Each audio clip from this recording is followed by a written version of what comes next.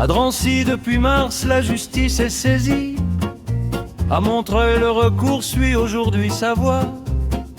Le 15 mars 2026 fut choisi pour que le droit éclaire ce débat de la loi.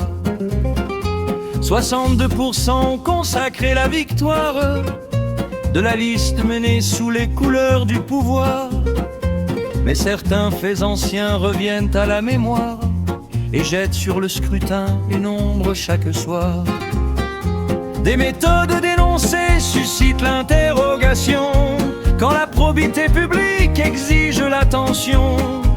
Le parquet de Paris a porté réquisition face à des faits graves soumis à l'appréciation.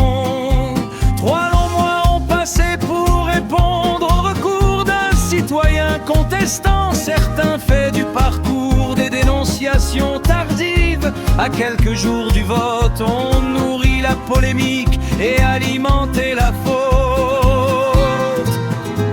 Dans les rues commerçantes, des affichages nombreux ont parfois défié les textes pourtant rigoureux. Aucune rectification n'est venue les corriger, laissant bien des électeurs dans le doute prolongé. Que dire des courriers adressés à la population en pleine période exigeant neutralité d'action? Que dire des publications diffusées largement quand l'équité commande un devoir d'effacement? Tous les 15 jours encore, le journal municipal, distribué en masse dans un élan peu banal, présentait des articles au ton parfois partisan, sans figurer au compte du financement électoral. Que dire du bilan financier peu clairement exposé, des difficultés réelles longtemps dissimulées? Que dire des indemnités ensuite revalorisées après 14% d'impôts augmentés?